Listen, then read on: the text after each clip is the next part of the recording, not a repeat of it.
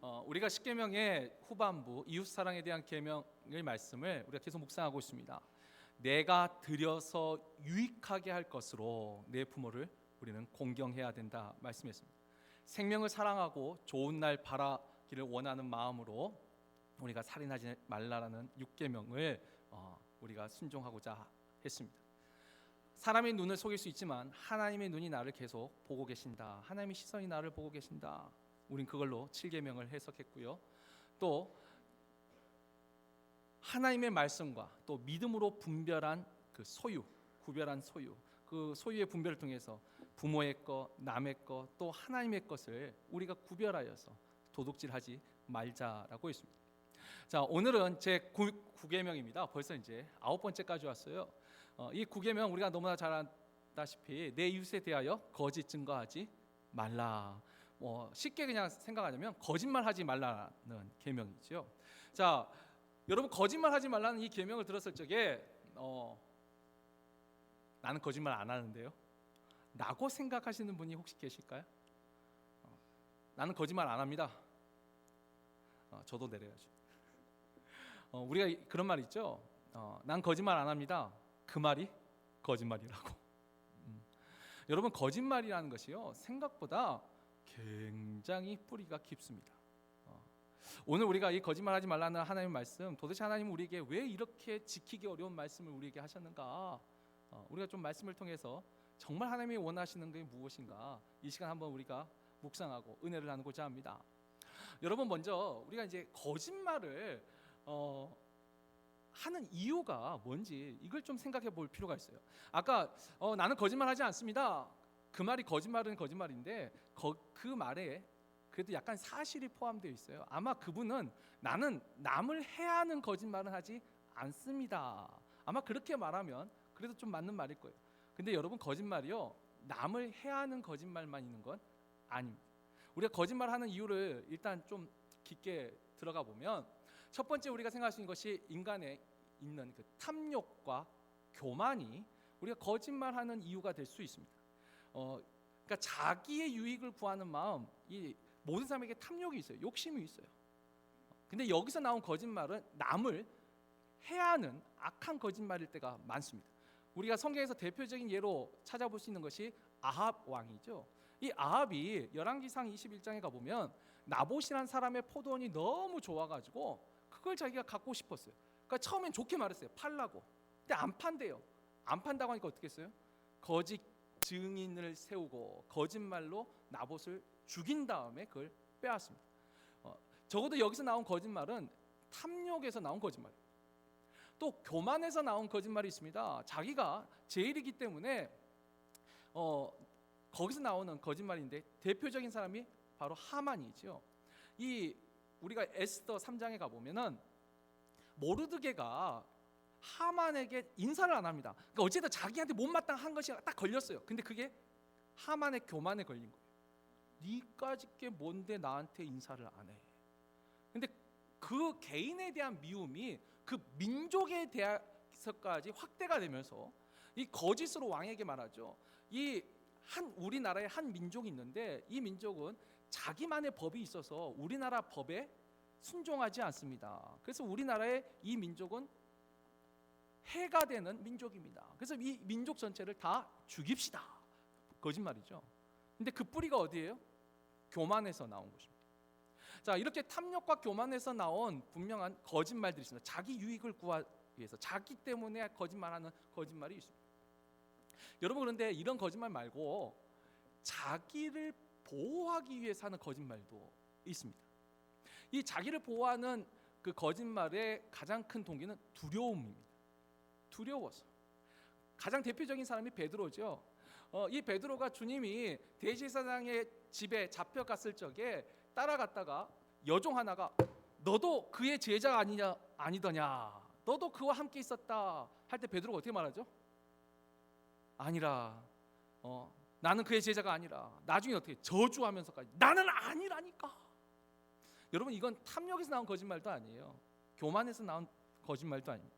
뭐죠? 두려웠던 거예요. 두려웠어.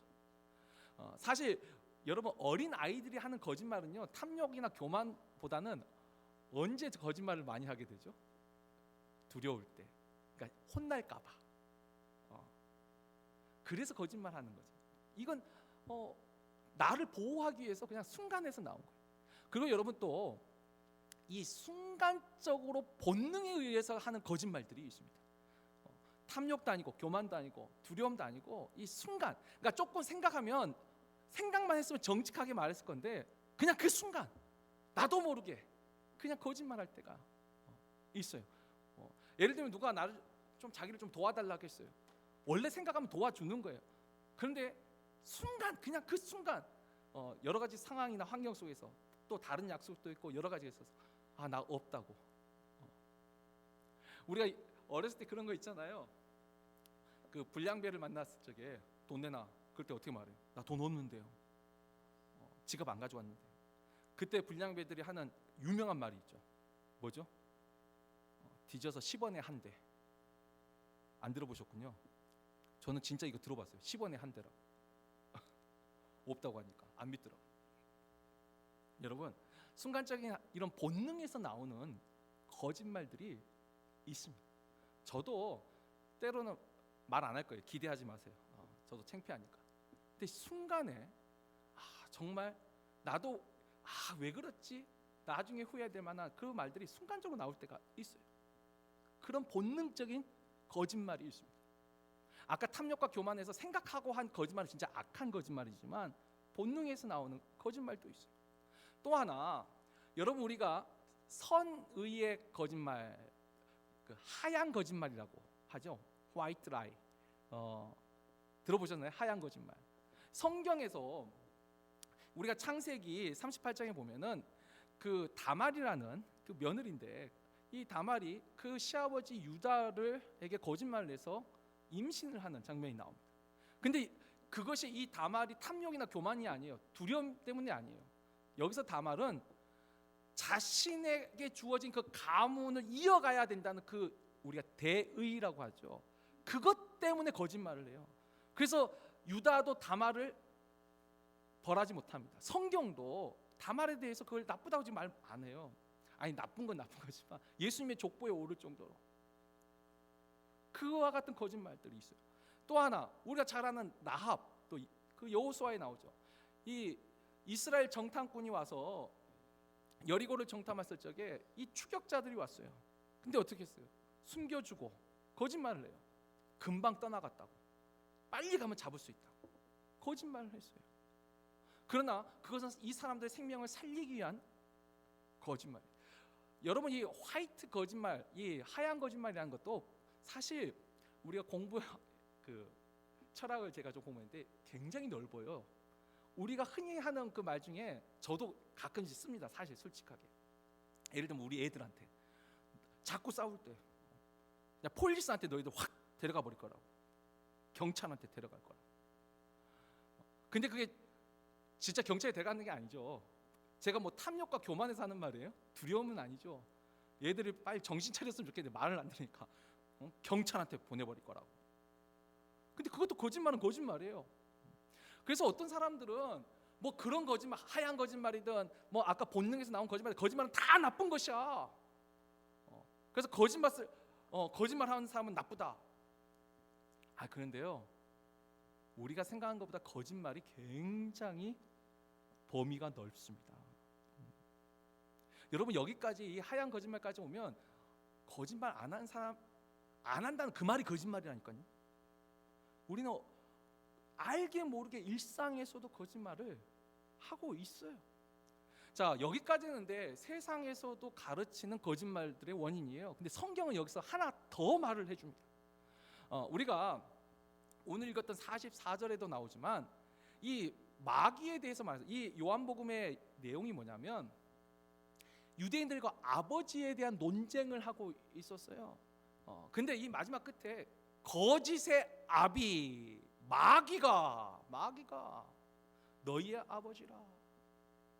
여러분 영적인 미혹, 영적인 이유에서도 우리가 거짓말을 할 때가 있습니다. 여기에 대해서 성경에 참 말씀이 많은데 우리가 구약에서 한 군데, 신약에서 한 두 군데를 찾아보죠. 에스겔 13장 18절, 19절 또 22절 말씀을 교독하겠습니다. 제가 먼저 읽겠습니다. 이르기를 주 여호와의 말씀에 사람의 영혼을 사냥하려고 손목마다 부적을 꿰어매고 키가 큰 자나 작은 자의 머리를 위하여 수건을 만드는 여자들에게 화 있을진저 너희가 어찌하여 내 백성의 영혼은 사냥하면서 자기를 위하여는 영혼을 살리려 하느냐.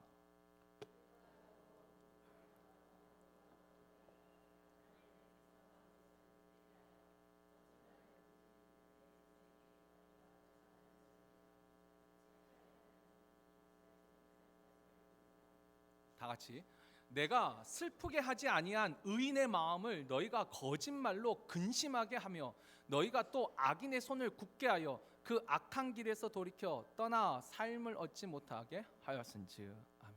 지금 이 에스겔 13장에는 거짓 선지자에 대한 이야기입니다. 근데 여기에 우리가 주목해야 될 구절들이 있었어요. 아까 18절에 보지만 사람의 영혼을 사냥하려고, 영혼을 사냥하기 위한 거짓말이 있어요. 영적인 거짓말이 있습니다. 또 22절에 보면은 내가 슬퍼하게 하지 아니하는 의인의 마음을, 여기서 의인은 뭐죠? 하나님의 백성이에요. 내가 슬퍼하게 하지 아니하는 그 의인의 마음을 너희가 근심하게 하였다. 거짓말로. 그러니까 그 하나님을 믿는 그 사람의 마음을 사냥하기 위하여, 그를 근심하게 하기 위하여서 하는 거짓말들이 있더라는 것이죠. 자, 우리가 이제 디모데전서 4장 1절 2절 말씀입니다. 우리 다 같이 읽겠습니다. 그러나 성령이 밝히 말씀하시기를 후일에 어떤 사람들이 믿음에서 떠나 미혹하는 영과 귀신의 가르침을 따르리라 하셨으니 자기 양심이 화인을 맞아서 외식함으로 거짓말하는 자들이라. 아멘. 이 디모데가 마지막 말세에 예언을 할 때 뭐라 했어요? 후일에 어떤 사람들이 믿음에서 떠나, 불신자들에 대한 이야기 아니라 믿는 사람들 중에 그 믿음에서 떠나 미혹하는 영과 귀신의 가르침을 따르리라. 그들의 양심은 화인을 맞아서 거짓말하는 자라. 이게 뭐죠? 영적으로 미혹하는 영에게 끌려가는 사람들이 있다라는 거예요. 그러니까 미혹하는 존재, 거짓말을 하는 원인 중에 영적인 이유가 있어요. 우리가 한 구절 더 보지요. 요한일서 2장 4절 말씀입니다. 다 같이 읽습니다. 그를 아노라 하고 그의 계명을 지키지 아니하는 자는 거짓말하는 자요 진리가 그 속에 있지 아니하되. 여기서 그가 누구죠? 그를 안다. 그가 누구죠? 하나님이에요. 예수님이에요. 내가 하나님을 안다, 예수님을 안다 하면서 그의 말씀을 지키지 않는 사람이 곧 거짓말하는 자라.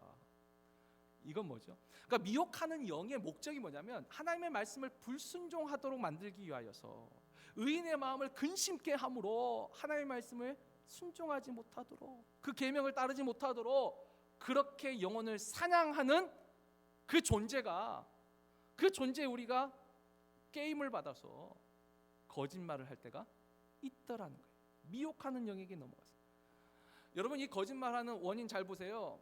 내 안에 있는 탐욕과 교만으로, 그러니까 나의 중심에서 나의 유익을 위하여, 그러나 그렇게 하는 거짓말도 있지만 나를 보호하기 위한 거짓말도 있었어요.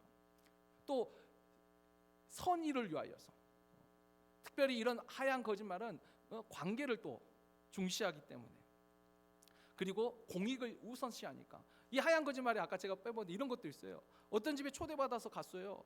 음식이 별로예요. 근데 우리 어떻게 말해야 돼요? 아이고 잘 먹었습니다. 정말 맛있었습니다. 거짓말이잖아. 그런데도 뭐예요? 그렇게 하는 거예요. 예전에 우리는 식당 가서, 요즘은 시대가 바뀌었어요. 음식이 맛없으면 맛없다 말하잖아요.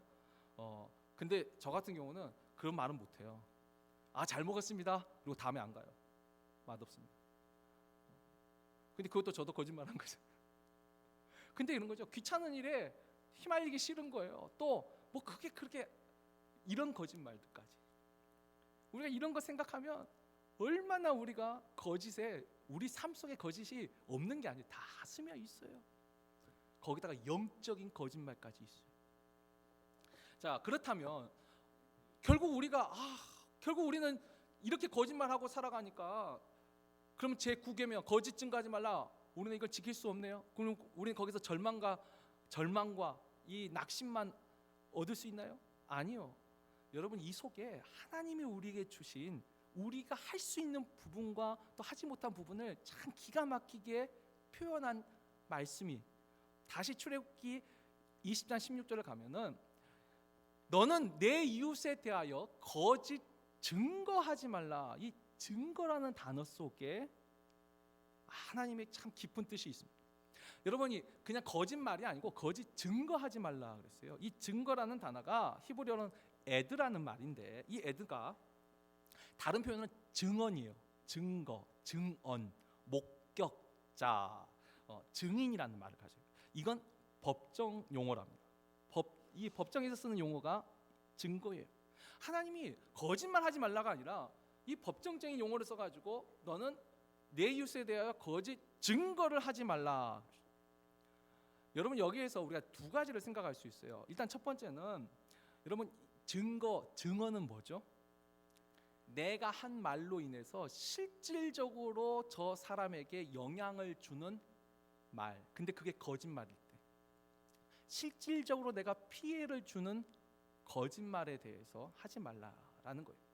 아까 말한 하얀 거짓말, 다말이나 라합이나 이렇게 했던 거짓말들, 하나님은 그와 같은 거짓말까지 다, 아니 그것도 잘했다고 오해하지 마세요. 그걸 옹호하는 게 아니에요. 그러나 우리가 아까 본능적으로 나온 거짓말도, 하나님 내가 잘못했습니다, 하나님은 우리에게 너무 무리한 것을 요구하지 않는다고 저는 생각해요. 우리가 연약한 존재, 이미 원죄 이후에 죄의 본성이 우리에게 온 이후로 우리는 모든 것에 있어서 정직할 수 없어요. 근데 하나님이 지금 말씀하십니다. 적어도 법정 안에서 거짓으로 남을 해하는 증거는 하지 말라. 그런 거짓말은 하지 말라라는 거예요. 또 하나, 이 증거라는 단어가 숨겨진 아주 중요한 말이 있어요. 여러분, 이건 법정에서 하는 용어라 했죠. 그럼 어떤 법정에서요? 사람의 재판장 앞에서 거짓 증언하지 말라는 거예요. 누구 앞에서 하는 거잖아요. 증인은. 지금 이 단어가 가지고 있는 가장 중요한 의미, 오늘 설교 제목의 부제로 제가 그렇게 적었죠. 누구 앞에서 거짓 증언, 증거하지 말라는 걸까요? 하나님 앞에서.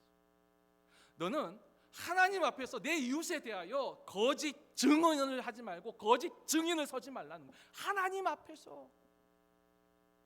우리가 간음하지 말라는 그 속에도 담겨 있듯이 하나님의 시선이 널 보고 있어요. 하나님의 심판이 있어요. 중요한 거, 하나님 앞에서 우리는 이웃에 대하여 거짓 증거하지 말아야 된다. 여러분, 이 하나님 앞에서 내가 이웃에 대해서 거짓 증거하지 않는다, 이게 정말 중요합니다. 근데 오늘 이 설교를 여기서 이제 클로징해도 되지만, 근데 제가 이제 좀 심리학하고 상담하고 좀 공부했어요. 근데 거기서 배운 게 좀 도움이 돼요. 그래서 이 말씀을 조금만 더 한 번 더 깊게 한 번 더 생각을 해봤으면 좋겠습니다. 첫 번째 한 세 가지 정도만 오늘 말씀을 드리고 싶은데, 첫 번째는요, 아까 저 거짓말 중에 아까 본능적인 거짓말, 또 하얀 거짓말, 거기는 우리가 어떻게 해볼 수가 없어요. 거기는 하나님도 좀 이해해 주시는 것 같아요. 근데 악한 거짓말이 있습니다. 악한 거짓말. 악한 거짓말은 뭐죠? 실제로 남에게 해를 끼치는 거짓말들이 있어요. 근데 여러분, 남에게 해를 끼치는 거짓말의 원인, 핵심이 어디냐면 그게 자기 중심적인 삶의 태도에서 나옵니다. 이 세상 현실이 중요하고 또 죄에 물든 본성 속에서 자기를 중심하니까 악한 거짓말이 나옵니다. 그 말은 뭐죠? 여러분, 우리가 끊임없이요, 우리가 중심을 하나님에게로 계속 두지 않으면 우리도 악한 거짓말을 할 수 있습니다. 내 생각과 나를 중시하는 그 태도가 남을 해하는 거짓말로 원인이 될 수 있어요. 그래서 여러분, 중심을 바꾸지 않으면, 자꾸 노력하지 않으면 우리가 악한 거짓말도 할 수 있습니다. 또 하나, 이 거짓말의 대가도 우리가 좀 하나님의 말씀을 통해서 분명히 알아야 되겠습니다. 저번에 지난주에 우리가 도둑질하지 말라에서도 세상에 지금 우리가 사는 세상에서 도둑질은 사실 너무 대가가 가볍죠. 생각보다. 그러니까 도둑질을 하는 거예요. 말 그대로 하나님의 정하신 대가대로 2배에서 5배를 갚아야 되고, 그 갚을 것이 없으면 노예로 팔아가지고 그냥 교도소에서 주는 밥 먹고 편하게 있는 게 아니라 일해서 그걸 평생 갚도록 만든다면 아마 도둑질 많이 줄어들 거예요. 하나님이 정하신 그 대가, 이 거짓말에 대해서는 어떻게 말씀하시는가? 이 잠언의 지혜와 그 다음에 신약에서 이 마태복음과 계시록의 지혜가 있는데, 우리 이 잠언 먼저 한번 잠깐 보죠. 잠언 17장 4절 말씀 우리 한번 다 같이 읽겠습니다. 악을 행하는 자는 사악한 입술이 하는 말을 잘 듣고 거짓말을 하는 자는 악한 혀가 하는 말에 귀를 기울이느니라. 이 잠언의 지혜를 통해서 말해준 게 뭐냐면, 우리가 거짓말을 하잖아요.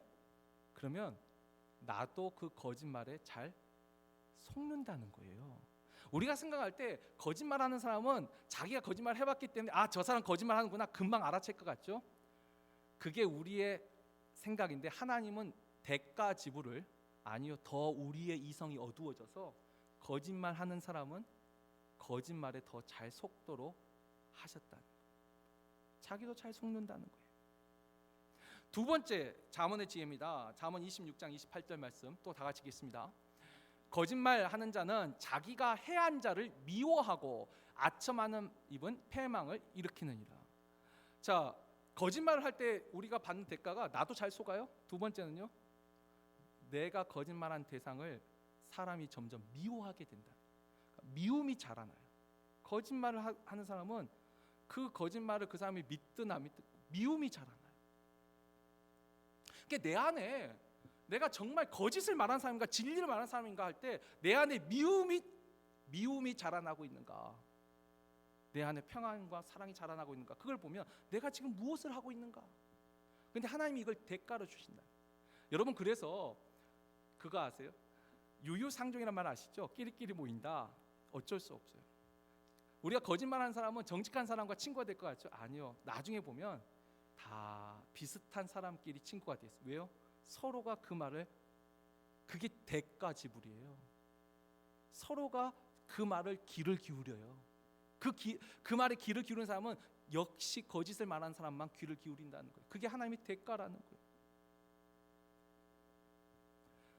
이게 잠언의 지혜라면 이 새 언약 신약에서 하나님은 우리에게 이렇게 말씀하세요. 주님이 먼저 말씀하시죠. 마태복음 12장 36절에서 37절 말씀 우리 다 같이 읽겠습니다. 내가 너희에게 이르노니 사람이 무슨 무익한 말을 하든지 심판 날에 이에 대하여 신문을 받으리니 내 말로 의롭다함을 받고 내 말로 정죄함을 받으리라. 요한계시록 21장 말씀도 같이 이어서 읽습니다. 그러나 두려워하는 자들과 믿지 아니하는 자들과 흉악한 자들과 살인한 자들과 음행하는 자들과 점술가들과 우상 숭배자들과 거짓말하는 모든 자들은 불과 유황으로 타는 못에 던져지리니 이것이 둘째 사망이라. 무엇이든지 속된 것이나 가증한 일 또는 거짓말하는 자는 결코 그리로 들어가지 못하되 오직 어린 양의 생명책에 기록된 자들만 들어가리라. 아멘. 여러분, 이 말씀 뭐죠? 말로 하나님이 우리를 심판하신다는 거예요. 도둑질도 그렇지만 하나님이 심판하세요. 간음도 그렇고. 우리가 하나님을 섬길 때 두 가지 마음을 가지고 섬겨요. 하나는 하나님의 은혜를 사모하고 하나님의 은혜에 감사하면서 하나님을 섬겨요. 또 하나는요, 하나님의 심판을 기억하고 하나님의 공의를 기억하고 근신하는 마음을 가지고 하나님을 섬겨요. 여러분, 이 두 가지가 다 있어야 돼요. 성경은 두 가지를 다 말해요. 하나님의 은혜만 말하는 것이 아니라 하나님 앞에 근신함을 가지고 섬겨야 돼요. 이 땅에서도 거짓말로 인한 대가가 있어요. 나도 잘 속고 또 미움이 자라나. 그러나 더 중요한 건 영원한 하나님 나라 앞에서 하나님의 심판을 받게 된다는 것이에요. 여러분, 이 대가를 기억한다는 것이 정말 중요합니다. 그리고 제가 하나 빼먹었어요. 오늘 그 본문을 읽다가 아까 악한 거짓말 있잖아요. 이웃을 해하는 거짓말이 악한 거짓말이라고 했습니다. 자, 오늘 요한복음 본문이 어떤 상황이냐면, 이 유대인들이 우리는 아브라함의 자손이다, 이 아비에 대한 논쟁이 있는데 나는 아브라함의 자손이다 라고 말을 했어요. 그랬더니 주님이 뭐라고 했냐면 40절에 아니 너희들은 아브라함의 자손이 아니야. 그러면서 아브라함은 이렇게 하지 않았다. 어떻게 했냐면 너희는 지금 하나님께 들은 진리를 너희에게 말한 사람이 나를 죽이려 하는도다. 아까 했죠. 그냥 거짓말이 아니라 이 유대인들이 예수를 죽이려는 마음을 가졌어요. 주님은 그걸 가지고 너희가 아브라함의 자손이 아니라고 말하는 거예요. 아브라함은 이렇게 하지 않았어요. 진짜 믿음을 가진 사람은 이렇게 하지 않았다는 거예요. 남을 해하는 거짓말이 악한 거짓말. 그래서 너희는 아브라함 자손이 아니에요. 그랬더니 우리는 하나님의 자손이다. 너희는 하나님의 자식도 아니야. 하나님의 너희가 자녀라면 하나님이 보내신 나를 너희가 믿었을 것이요. 그러면서 너희의 아비는 마귀라. 여러분, 예수님이요 이 땅에 오셔가지고 얼마나 믿는 자들에게는 정말 사랑의 예수님이었지만 그렇지 못한 바리새인들, 대제사장들, 서기관들에게는 야, 이 독사의 새끼들아, 회칠한 무덤들아, 마귀의 자녀들아. 여러분, 주님이요 굉장한 카리스마가 있는 분이에요. 칼이스마. 우리가 생각할 때 주님, 여러분, 악한 거짓말에 대한 주님의 생각을 아셔야 돼요. 하나님의 심판을 기억해야 돼요. 그 근신함이 우리가 그래도 거짓말을 하지 않도록 브레이크를 걸 수 있는, 착용을 할 수 있습니다. 자, 근데 여기서 이제 우리가 하나만 더 이제 제가 배웠던 지식을 좀 응용해서 우리에게 이것이 좀 유익할 것 같아요. 하나만 더 묵상하고 말씀을 맺습니다. 여러분, 이 거짓말을 하는 방법이 있습니다. 거짓을 하는 방법. 우리가 생각할 때 거짓말은 가짜, 사실이 아닌 것을 진짜처럼 말하는 이것만 생각하는데요. 우리가 그 히브리어 아까 출애굽기 20장 16절에 나온 거짓 증거하지 말라 할 때 거짓이란 말이 쉐케르라는 말인데, 이걸 히브리어 사전으로 보면은 저도 깜짝 놀랐어요. 그 말 뜻에 그 성경에 쓰여진 용례를 가지고 이제 적은 게 히브리어 사전인데, 보면 이유 없이 기만하고 조작하고 헛된 것들도 거짓입니다. 거짓의 방법이 참 많습니다. 근데 제가 그 중에 두 가지만 좀 오늘 나누고 싶어요. 첫 번째는요, 여러분, 거짓말이요 순순히 다 거짓말이면 오히려 그것은 애교입니다. 정말 남을 해하는, 아까 했죠, 이웃을 해하는 정말 악한 거짓말은요 사실과 섞인 거짓이 있습니다. 특별히 사실에다가 전혀 다른 그 사실을 아닌 걸 사실처럼 든 걸 우리가 조작이라고 하는데, 지금 제가 여러분에게 말하고 싶은 것은 사실에 대한 주관적 판단이 거짓으로 이용될 수 있다는 것입니다. 그러니까 이런 거죠. 사실이 있어요. 대표적인 이런 겁니다.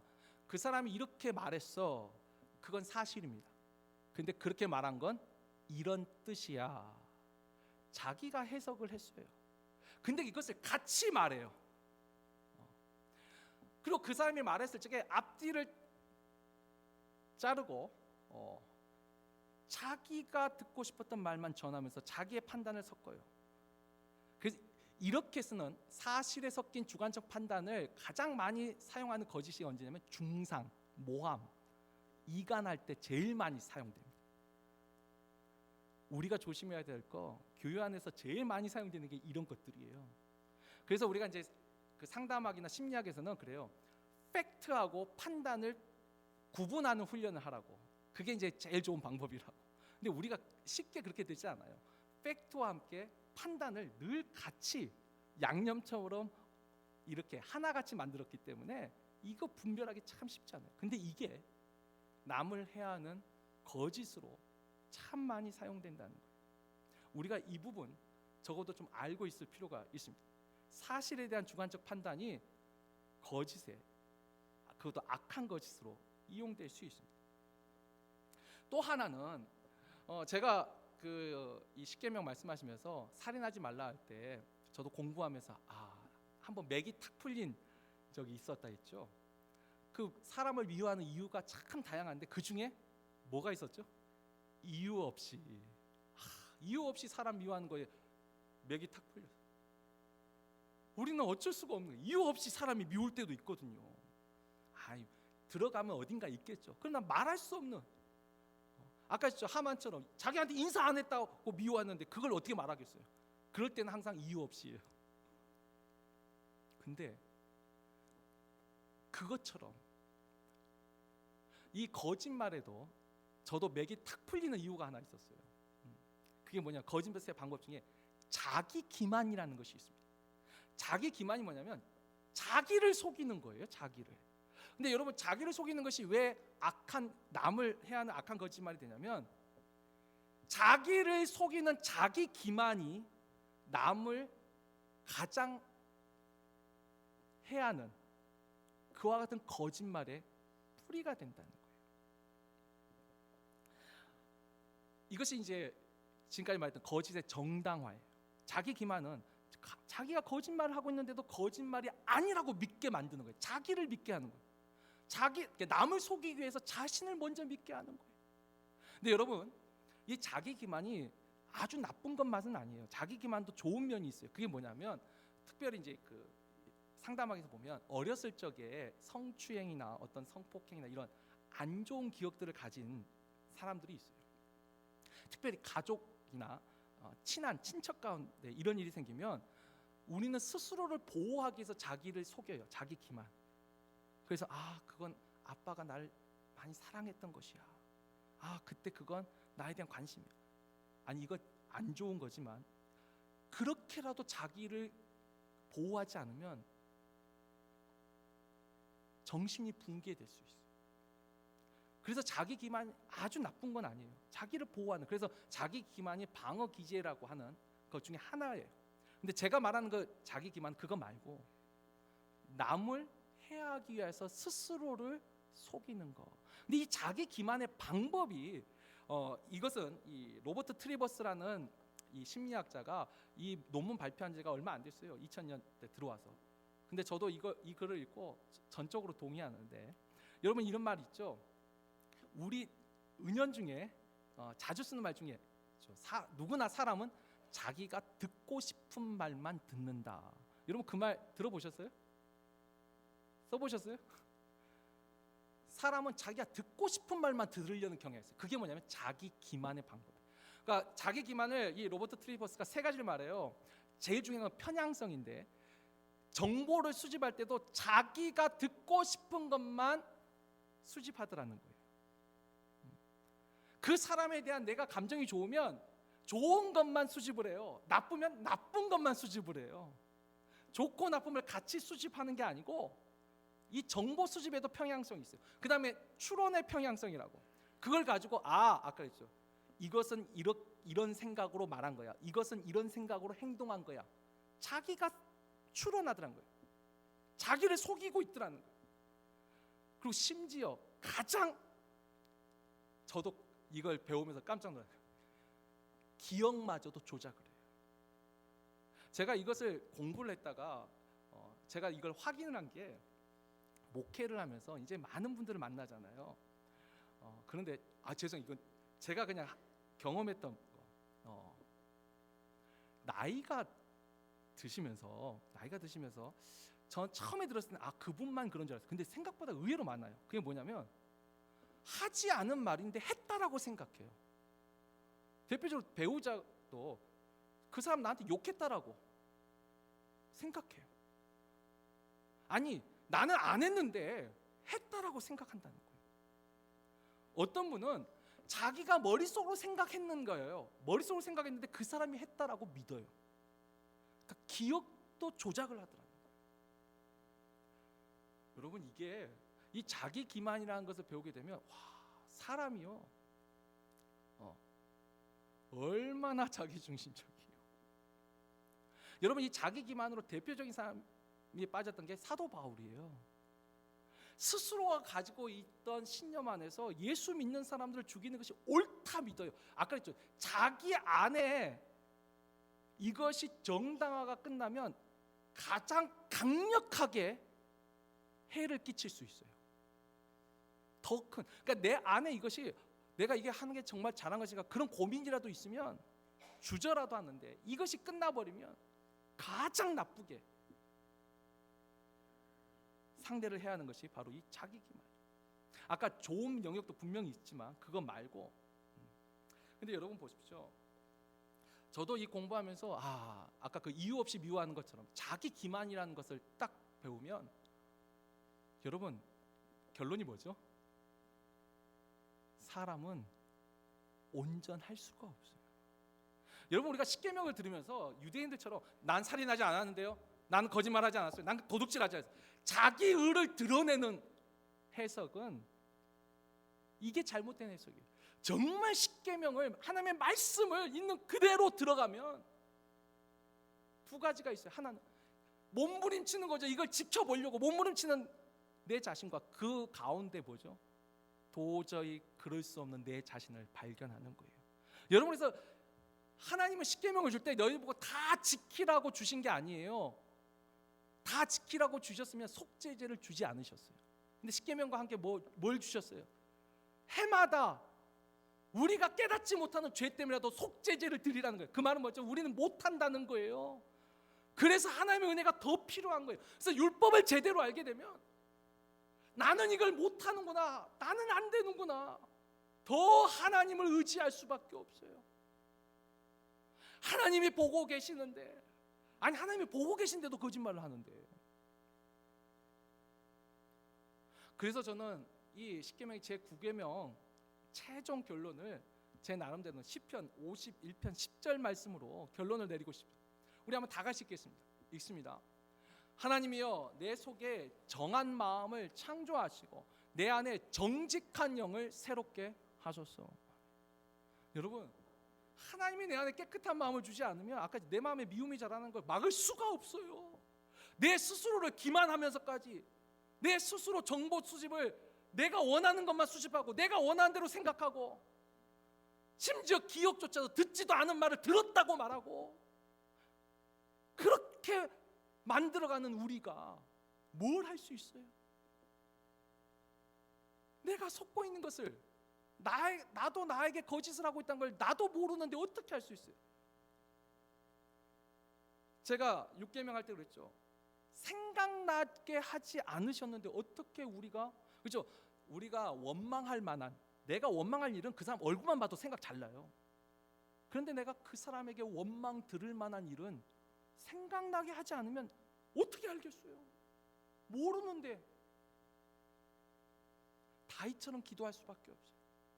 하나님, 내 안에 정직한 영을 새롭게 해주세요. 깨끗한 영을 창조해 주세요. 하나님의 은혜를 더 간절히 바라고, 그러면서 적어도 아까 있죠, 증거, 거짓 증거, 내가 실제로 저 사람에게 악을 행하는 그와 같은 거짓은 적어도 그 열매는 알 수 있잖아요. 그러니까 주님이 우리가 그 마음의 동기까지는 어떻게 해볼 도리가 없어요. 하나님의 은혜가 아니면. 그러나 그 열매가, 내가 지금 맺고자 하는 열매가 어떤 열매인지는 분별할 수 있잖아요. 맺고 있는 열매가 어떤 열매인지, 내 이웃에 대해 중상하고 있는지, 내가 그 사람을 모함하고 있는지. 여러분, 똑같은 말을 들어도 그 사람이 이렇게 말했어, 그 사실이에요, 그건 이런 뜻이야. 근데 적어도 이걸 제가 우리 아내 칭찬을 하나 할게요. 죄송합니다.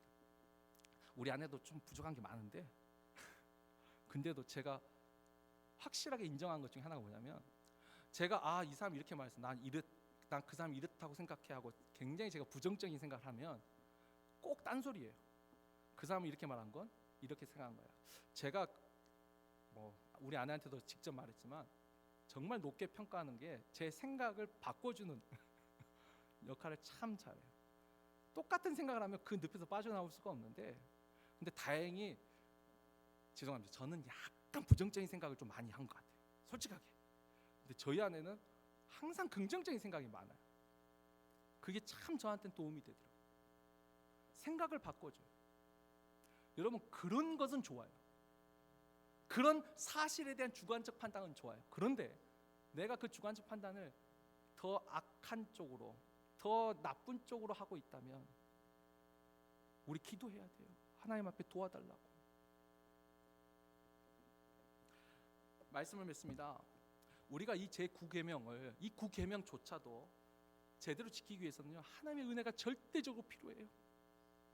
하나님 앞에 우리 중심을 끊임없이 하나님 앞에 두려는 훈련을 하지 않으면 우리도 언제든지 넘어갈 수 있어요. 저도 넘어갈 수 있어요.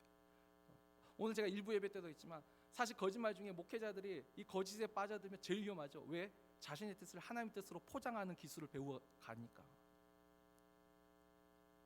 정말 하나님 앞에 그래서 저는 그래요. 제가 가지고 있는 기준은 기도하는 사람 말고는, 정말 매일매일 기도하는 사람 말고는 바로 서려는 사람 어렵습니다. 매일매일 하나님 은혜를 사모하고 기도하지 않고는 우리는 자기 기만에 빠져요. 여러분, 기도하는 사람만이 말씀을 지키려고 몸부림치는 사람이라는 저는 믿습니다. 가장 확실한 열매가 기도하는 사람. 물론 기도하는 그것도 잘못 넘어갈 수도 있어요. 그러나 가장 안전한, 그래도 확실한 열매는 기도하는 사람들이 하나님의 뜻을 구하는 사람들이에요. 여러분, 저도 그래서 기도합니다. 유종의 미를 거둘 수 있도록 늘 하나님 앞에, 하나님이 모든 걸 알고 계시고 모든 걸 보고 계시고 모든 걸 듣고 계시고, 그 말이 늘 내 안에 위로와 소망과 용기와 희망이 되기를. 그 말이 왠지 부담스럽고 왠지 그 말 들을 때마다 가슴 왠지 귀에 거슬리기 시작하면 그게 가장 위험한 순간이 되겠죠. 우리 늘 하나님을 의지해야 됩니다.